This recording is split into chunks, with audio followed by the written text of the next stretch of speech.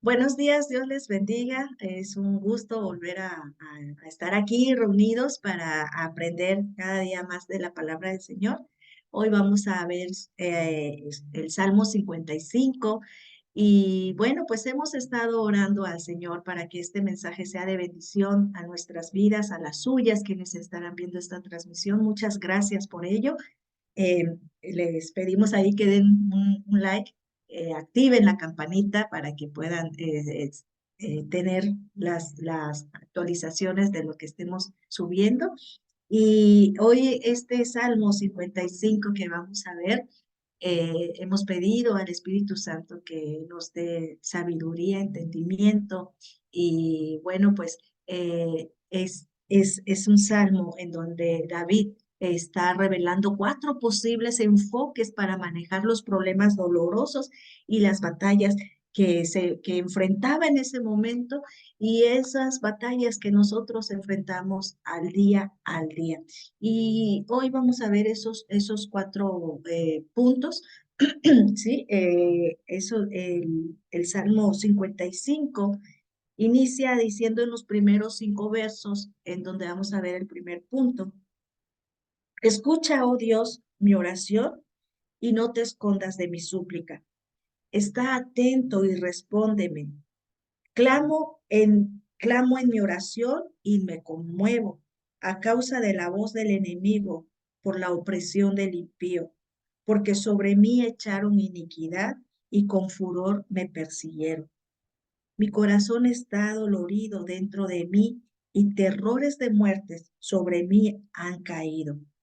Temor y temblor vinieron sobre mí y terror me ha cubierto. Esos son los 5 primeros versos del primer punto que vamos a ver. Y como que a manera de introducción, quiero decirles que es probable que este salmo se haya escrito al principio de la rebelión de Absalón. Se recuerdan que hemos estado notando en otros salmos en donde en el segundo libro de Samuel viene la historia en el capítulo 15 sobre la vez que Absalón se rebela contra de su padre. Cuando David estaba aún en Jerusalén y esta revuelta había cobrado impulso, se dice que posiblemente en ese momento es que David escribe este salmo, ¿sí? Entonces, de ser posible así, más adelante vamos a ver una palabra que él usaba diciendo en los versos 12 y 14 más adelante, que dice, porque no me afrentó un enemigo, lo cual habría soportado, ni se alzó contra mí el que me aborrecía, porque me hubiera ocultado de él, sino tú, hombre al parecer íntimo mío, mi guía y mi familiar. Es por eso que se dice que puede ser que esté hablando allí y que también puede estarse dirigiendo al consejero Aitofel, quien se había puesto del lado de Absalón. Algunos comentarios afirman que el rey y sus oficiales no sabían acerca de la traición de Aitofel hasta que toda esta revuelta se lleva a cabo. Pero bueno, David era un hombre con un gran discernimiento y es difícil creer que la traición de su consejero más cercano estaba oculta para él. Así que bueno, pues este salmo es una oración de David mientras estaba en Jerusalén. En su oración, allí la podemos notar en el segundo libro de Samuel, en el capítulo 15. Es ahí simplemente una repetición de algún versículo de este salmo. Y por primer posible enfoque que David le da a este salmo para manejar esos problemas dolorosos y esas batallas que estaba enfrentando en ese momento, de lo cuales son los primeros 5 versos que acabamos de leer, podemos mirar dentro de nuestros sentimientos. Eso es lo primero que David hacía. David abrió con una súplica al Señor. Escucha, oh Dios, mi oración y no te escondas de mi súplica, ¿sí? Él abre esta oración con esa súplica para que el Señor no ocultara su rostro de él. No ignores mi oración, prácticamente está David diciendo. David sabía que, que su propia negligencia como padre había puesto a Absalón en contra de su padre, el Señor, ¿sí? No solamente de su padre, de David como padre terrenal, sino de su padre, el Señor, y de la nación. ¿Y cuán importante es algo? Cuando nosotros miramos dentro de nuestros sentimientos ante las aflicciones y lo que nos apremia, es tan importante darnos cuenta cómo hemos nosotras caminado, de qué manera nosotras nos hemos dirigido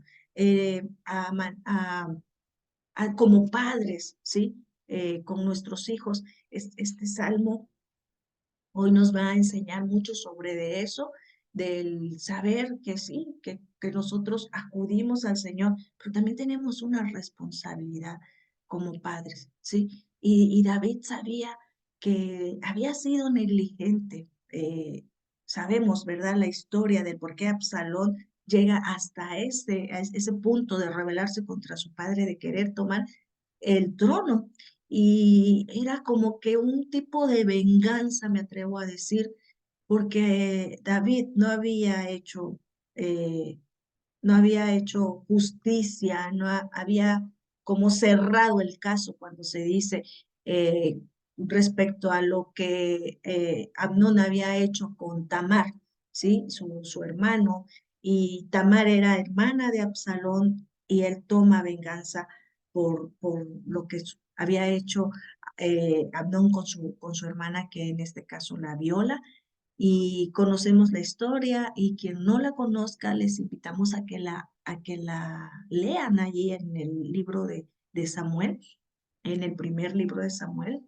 Nosotros podemos encontrar la historia de todo esto que aconteció y que lleva a Absalón a rebelarse contra de su padre, y vemos a este David suplicando a Dios por su favor y reconociendo también que posiblemente esta revuelta era parte de la disciplina que el profeta Natán prometió a causa del adulterio de David y del asesinato de Urías, que nosotras podemos leerlo en el segundo libro de Samuel, allí en el capítulo 12, cuando Natán llega y le dice a David todo lo que iba a acontecer, y que lo que David escuchó y vio en la ciudad lo angustió enormemente, y se dio cuenta de que su propia vida estaba en peligro cuando Absalón lleva a cabo todo esto. Lo que el Señor le había dicho a David era: tú hiciste todo esto a escondidas, pero yo haré que sea visible a todo Jerusalén, a toda la ciudad.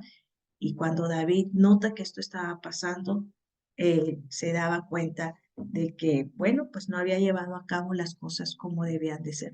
La oposición le estaba causando problemas de la manera en que los soldados arrojaban, a manera de que los soldados arrojaban piedras al enemigo, tiraban piedras sobre ellos. Dice en el verso 3: a causa de la voz del enemigo, por la opresión del impío, porque sobre mí echaron iniquidad y con furor me persiguieron. Recordamos la historia que cuando Absalón toma el reinado, se sublema sobre de David, David sale de allí y, ¿verdad? Conocemos cómo lo empiezan a, a insultar a David. Pero la preocupación de David era la seguridad de su pueblo y el futuro de las promesas del Señor a su propia dinastía, que nosotras podemos ver ahí en el segundo libro de Samuel, en el capítulo 7, cuando el Señor hace este pacto con David. Él estaba allí, en cierta manera preocupado, ¿sí? De qué iba a suceder, aunque sabemos que siempre David confió en las promesas de Dios. Sentía que todo estaba desmoronándose y que no había esperanza. Es es algo natural que nos puede llegar a suceder, ¿verdad? Cuando vemos nuestros sentimientos y cuando expresamos nuestros temores, pero esa no es la manera de resolver los problemas. Y David estaba allí mirando, ¿sí? Hacia adentro, hacia sus propios sentimientos y estaba diciendo, mi corazón está dolorido dentro de mí y terrores de muerte sobre mí han caído, pero está haciendo esta súplica al Señor. Y en los versos 6 y 8 él dice, y dije, ¿quién me diese alas como de paloma? Volaría yo y descansaría. Ciertamente huiría lejos, moraría en el desierto, me apresuraría a escapar del viento borrascoso a la tempestad. Y podemos mirar más allá para encontrar un refugio seguro, ¿sí? Cuando nos encontramos en medio de un problema, nuestro primer pensamiento es, ¿cómo puedo salir de esto? Pero sabe, el creyente dedicado debe preguntar, ¿qué puedo salir de esto? ¿Sí?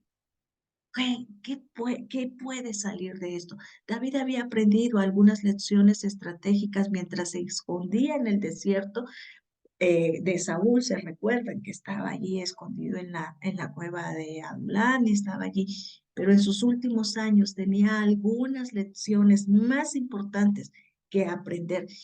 Y es cierto, nosotras siempre vamos a poder tomar de la fidelidad de Dios, de su cuidado, de su refugio, pero las consecuencias de nuestras faltas indudablemente las tenemos que atravesar, ¿sí? El corazón humano anhela un refugio seguro y un refugio pacífico, lejos de los problemas y la carga de la vida, ¿sí? Pero también debemos de atravesar esas consecuencias que muchas veces nuestra desobediencia nos trae. Elías huyó del lugar, del lugar de su ministerio. ¿Se recuerdan cuando Elías está ahí? Lo podemos ver en el primer libro de Reyes, en el capítulo 19. Acababa Elías de ver cómo el Señor enviaba fuego del cielo, consumía ese holocausto, lamió, decía que hasta el agua que estaba allí desmoronó las piedras, demostró que Jehová era el Señor, que Jehová era Dios ante un grupo de sacerdotes que adoraban a Baal y que estaban confundiendo por inducción de Jezabel y Acán, estaban induciendo al pueblo a dejar al verdadero Dios, y Elías se levanta y muestra que Jehová era Dios. Pero cuando se ve, se ve amenazado por las palabras de Jezabel, ¿sí? Él huye, ¿sí? Él huye y se esconde en una cueva. Eso puede llegar a nuestra vida a pesar de que confiamos en el Señor. Las historias bíblicas son para que nos demos cuenta que seguimos siendo débiles y que seguimos dependiendo totalmente de Dios y que pese eh, a los temores que podamos llegar a tener, eh, y refugiarnos en una cueva en donde sea. Jeremías anhelaba un alojamiento tranquilo donde pudiera escapar de las personas malvadas que también lo rodeaban. Y cada uno de los personajes bíblicos podemos ver eso. La importancia de todo esto es el saber él, que en él podemos encontrar ese refugio, ¿sí? No necesitamos alas como de paloma, decía David aquí, para volar lejos de la tormenta. Necesitamos alas como las de un águila para poder volar por encima de la tormenta, ¿sí? Por encima del sol, dice una canción que nos gusta mucho, cuando podemos mirar a través de la escritura, ¿verdad? Todas las promesas que el Señor nos da, todas estas promesas que Él nos da aquí. Y Una de ellas está en Isaías, capítulo 40. Podemos leer en los versos 30 y 31. Los muchachos se fatigan y se cansan, los jóvenes flaquean y caen, ¿sí? Dice, pero los que esperan a Jehová tendrán nuevas fuerzas, levantarán alas como las águilas, correrán y no se cansarán, caminarán y no se fatigarán. ¿Sí? Debemos desear irnos, meternos en una cueva, estar en una cisterna, irnos a un lugar donde como Jeremías huía y todo ello, pero en la presencia del Señor, en la presencia del Señor, podemos encontrar el verdadero refugio, ¿sí? Y en donde estemos, Él va a cuidar de nosotros. David había orado para que el Señor lo escondiera. Y el Señor, y nosotros lo podemos ver en otros salmos, y el Señor eh, respondía a las oraciones de David. Vemos en el Salmos 17, por ejemplo, en el Salmo 17, cómo David hablaba y decía, escucha mi oración hecha de labios sin engaños. Tú has probado mi corazón, me has visitado desde lejos, tú sustentas mis pasos sustenta mis pasos en tus caminos para que mis pies no resbalen. Muéstrame tus maravillas, tus misericordias, tú que salvas a los que se refugian a tu diestra, dice ahí en el Salmo 17, en el verso 7 dice, tú dice que salvas a los que se refugian a tu diestra. eh, Guárdame como a la niña de tus ojos, escóndeme bajo la sombra de tus alas. David pedía siempre esto, el Salmo 27, también nosotros podemos leer ese Salmo 27 tan hermoso, que dice, Jesús es mi luz, Jesús es mi salvación, y decía él, que solamente quiero estar en la casa de Jehová, bajo sus alas, bajo su refugio, ¿sí? David había huido de Jerusalén y se había alojado en el desierto, ahí atravesando el río en Mahanim, y iba David hasta descalzo en esa condición y todo. Por eso decía, cómo quisiera tener alas, cómo quisiera escapar del viento borrascoso, de la tempestad, en lo que él iba atravesando todo eso. Y sabía David que su único refugio, aunque él andaba buscando, sí, humanamente su refugio, su alma, su espíritu se refugiaba en su Dios, en él, ¿sí? Y nosotras leemos, fíjense, de los versos 9 al 15, destrúyelos, oh Señor, confunde la lengua de ellos, porque he visto violencia y rencilla en la ciudad. Se había hecho todo este revuelo, y cuando se refiere aquí a confunde la lengua de ellos, sin dudar alguna, pues era de Aitofel, y ahí su consejo hacia Absalón. Pero dice, día y noche la rodean sobre sus muros. Perdón, voy a leer de los versos 9 al 15. Destrúyelos, oh Señor, confunde la lengua de ellos, porque he visto violencia y rencilla en la ciudad. Día y noche la rodean sobre sus muros, e iniquidad y trabajo hay en medio de ella, maldad hay en medio de ella, y el fraude y el engaño no se apartan de sus plazas, porque no me afrentó un enemigo, lo cual habría soportado, ni se alzó contra mí el que me aborrecía, porque me hubiera ocultado de él, sino tú, hombre al parecer íntimo mío, mi guía y mi familiar, que juntos comunicábamos dulcemente los secretos y andábamos en amistad en la casa de Dios. Que la muerte les sorprenda, desciendan vivos al Seol, porque hay maldades en sus moradas, en medio de ellos.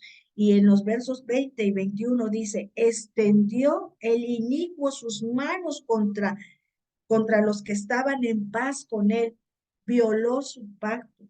Los dichos de su boca son más blandos que la mantequilla, pero guerra hay en su corazón. Suaviza sus palabras más que el aceite, mas ellas son espadas desnudas, ¿sí? Podemos observar las circunstancias en las que estaba aquí. David no estaba viviendo en negociación, otras veces, ¿no? Sabía que lo que sucedía a su alrededor todo esto que él dice aquí, cómo está la ciudad, dirigió las operaciones de una manera magistral, digna de su reputación como rey, pero también oró para que Dios trajera confusión a las filas de Absalón, aquellos que se habían puesto de su lado, y así nosotros lo podemos leer en el segundo libro de Samuel, como lo que sucede, ¿verdad? El Señor usa a Usaí para influir a Absalón, para que rechazara el consejo de Aitofel, y esto condujo a la derrota de las fuerzas de Absalón, porque Aitofel termina quitándose la vida mientras aún se encontraba en Jerusalén.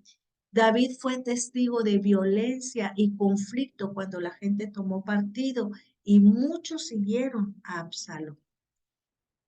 Ahí David dice, ellos, ¿sí? En el versículo 10 dice, día y noche la rodean sobre sus muros e iniquidad y trabajo hay en medio de ella.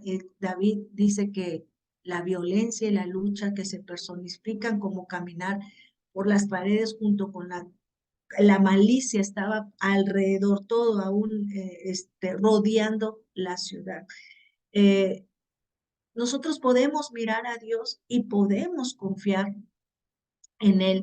En los versículos 16 al 19, David expresa, en cuanto a mí, a Dios clamaré y Jehová me salvará. Tarde, mañana y a mediodía, oraré y clamaré y Él oirá mi voz. Él redimirá en paz mi alma de la guerra contra mí. Aunque contra mí haya muchos, Dios oirá y los quebrantará luego. El que permanece desde la antigüedad, por cuanto no cambian ni temen a Jehová. Y termina diciendo en los versos 22 y 23, echa sobre Jehová tu carga y él te sustentará. No dejará para siempre caído al justo. Mas tú, oh Dios, harás descender a aquellos al pozo de perdición. Los hombres sanguinarios y engañadores no llegarán a la mitad de sus días, pero yo en ti confiaré. Si bien es normal que esperamos de una manera rápida escapar, importante para que entendamos nuestros sentimientos y circunstancias, es mucho más importante admitir a Dios y pedir su ayuda, ¿sí? Ya no podía llevar un ejército a la batalla. Recordemos que ya cuando esto sucede, David ya está avanzado en edad, pero David pudo orar para que Dios derrotara a las fuerzas rebeldes y Dios responde a sus oraciones. David usó aquí el nombre de Jehová, recordando aquel pacto que había hecho con él. Por eso dice, tú me salvarás. Fíjense que es muy importante que nosotras recordemos siempre las promesas que Dios tiene en su palabra, que pese a que, no quiero decir con esto que somos libres de hacer lo que bien nos plazca, desobedecer al Señor, porque precisamente en este salmo estamos mirando a un David humillado, a un David suplicando ante Dios, a un David que mira dentro de su interior, de su corazón, que todo lo que está atravesando es consecuencia de su rebeldía ante el Señor, ¿sí? Pero cuando tú y yo conocemos que ese Dios se mueve a misericordia, que sí es verdad que debemos de atravesar las consecuencias de nuestro pecado. Cuando nosotros clamamos a Dios, cuando nosotras echamos la carga delante de Él, pero sobre todo porque estamos admitiendo, ¿sí? Estamos reconociendo delante de Dios que las consecuencias que estamos llevando a cabo es por nuestro pecado. El Señor indudablemente, recordemos que Él no rechaza un corazón contrito y humillado, y esa era la diferencia. Eso es lo que hacía diferente a David, porque muchos han dicho, ¿cómo David es llamado un hombre conforme al corazón de Dios cuando cometió pecado, cuando mató a Urías, porque él lleva a cabo todo esta idea de cómo matar a Urías, cometió adulterio, cómo él llevaba a cabo un plan de que si Urías iba a su casa, todo lo que había maquinado David. ¿Cómo puede un hombre tener un corazón ser, cómo puede llamarse a David un hombre conforme al corazón de Dios cuando llegó a tener esos pensamientos? Cuando pareció que no sucedía nada con lo de sus hijos y lleva a Absalón a todo esto de sublemarse sobre de David. ¿Cómo puede? Porque sabía sus debilidades, porque se humillaba ante Dios. Sabes, es muy importante que tú y yo reconozcamos que nos equivocamos, que seguimos pecando, que mientras que tú y yo estemos de este lado de la eternidad y en este cuerpo de carne y hueso, vamos a tener luchas en las que podemos eh, caer, en las que en un momento nos podemos olvidar. Y no lo digo para que lo tomes a la ligera y no importa que vayas cometiendo errores y que vayas, no, cariño, lo digo para que no te olvides de quién es el que ha rescatado, que no te dejes robar la paz que Dios te ha otorgado, el perdón que Él ha dado de nuestros pecados en la cruz del Calvario. Pero recuerda que debemos de confesar, ¿sí? Debemos de confesar nuestros pecados. Los judíos declararon horas por la tarde, por la mañana, al mediodía. Nosotros podemos leer en Daniel,